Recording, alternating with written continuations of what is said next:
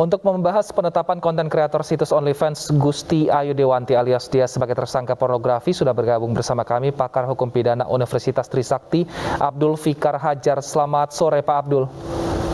Selamat sore, Mas. Pak Abdul, ini Dea sudah jadi tersangka tapi tidak ditahan dengan alasan masih mau melanjutkan kuliah. Cukupkah alasan ini untuk tidak menahan Dea, Pak Abdul? Ya, menahan dalam satu proses perkara pidana itu merupakan kewenangan penyidik, gitu. Ya, kewenangan itu apakah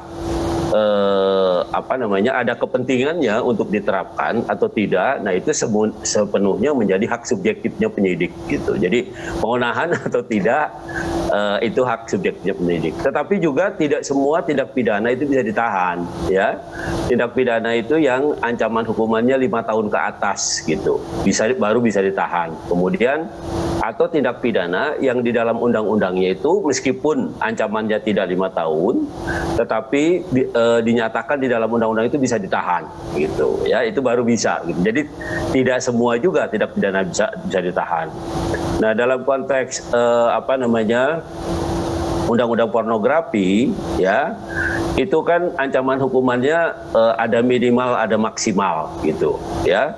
Kalau mengacu kepada maksimal itu hampir tidak ada yang di bawah 5 tahun, 5 tahun, 6 tahun, 12 tahun ancaman maksimalnya, gitu, ya. Nah, karena itu sebenarnya ada kewenangan penegak hukum atau penyidik untuk bisa menahan sebenarnya. Tetapi sekali lagi itu kewenangan subjektif dari penegak hukum. Mau digunakan atau tidak itu didasarkan pada kepentingannya. Nah, dengan alasan bahwa anak ini masih bersekolah dan belajar segala macam, itu juga bisa digunakan, gitu, ya. Atau umpamanya kalau ada seseorang yang disangka melakukan tindak pidana, tapi dia juga menjadi tulang punggung keluarga, umpamanya, dengan alasan itu pun juga bisa tidak ditahan. Intinya menahan itu adalah kewenangan subjektif dari penyidik, ya, dari kepolisian. Apakah akan diterapkan atau tidak, nah itu tergantung pada penyidiknya, gitu. Baik, tapi ke depannya apakah indikator-indikator seperti yang Pak Agus tadi bilang, seperti masih mahasiswi ataupun menjadi tulang punggung keluarga, ini juga nanti bisa dinilai akan meringankan hukuman saat pengadilan nanti? Oh ya, biasanya begini, yang bisa meringankan itu, ya, keadaan-keadaan yang berkaitan dengan tindak pidana yang dilakukan. Umpamanya kalau orang diproses dalam tindak pidana pornografi ini, dia menyebarkan pornografi karena pekerjaannya, umpamanya dia mencari nafkah di sana, gitu, ya, mencari nafkah di sana, ya ternyata dia umpamanya tidak punya kerja lain kecuali memang itu, gitu, ya. Nah, itu oleh hakim biasanya, gitu, bisa dipertimbangkan itu, ya, kalau memang dia tidak punya pekerjaan lain yang memang sesuai dengan keahliannya, umpamanya seperti itu, gitu, ya. Baik Pak Abdul, tapi situs OnlyFans ini kan memang situs yang ketika warga atau seseorang mungkin ingin masuk ke dalamnya ini harus membayar secara pribadi, dan mungkin saya belum tahu memang di Indonesia ini apakah sudah legal atau harus memakai aplikasi lain untuk bisa mengaksesnya. Tapi jika hal seperti ini terjadi, apakah memang ada transaksi jual beli di dalamnya? Tapi wajarkah ini juga dikenakan dengan kasus pornografi, Pak Abdul?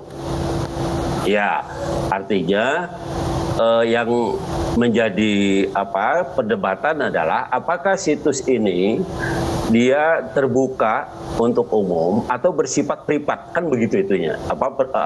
Diskusinya kan begitu, ya kan? Nah, sayangnya undang-undang pornografi itu, ya, undang-undang pornografi itu menyatakan, ya, bahwa yang disebut pornografi, ya, itu gambar, percakapan, bunyi, ya, pesan dan sebagainya yang dikomunikasikan melalui berbagai bentuk media komunikasi. Nah, itu yang kemudian batasannya menjadi meluas, gitu.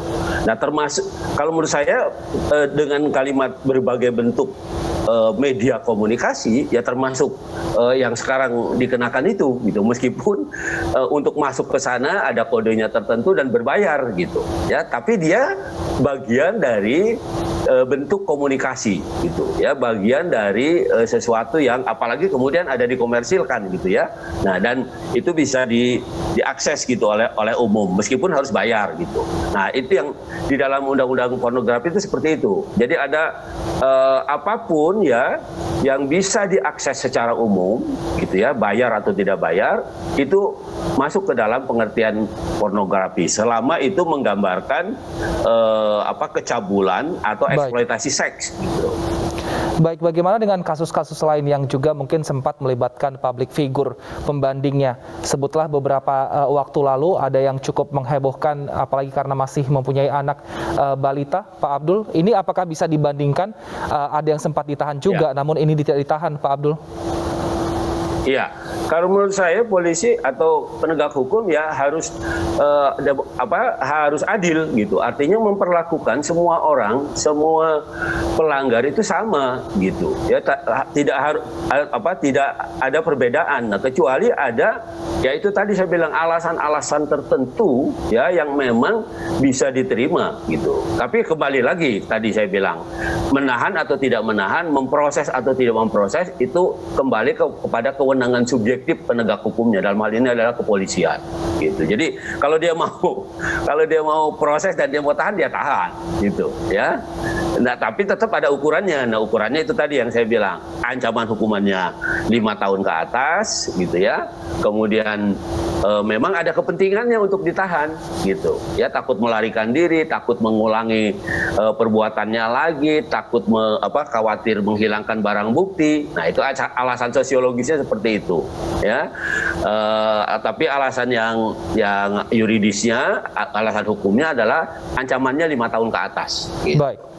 Baik, terima kasih Pak Abdul Fikar, pakar hukum pidana, atas informasinya. Kita harapkan semoga ini juga menjadi pelajaran bagi yang lain sehingga tidak perlu atau mengupload ataupun menyebarkan konten pornografi karena hukum di Indonesia sudah jelas. Terima kasih Pak Abdul, sehat selalu.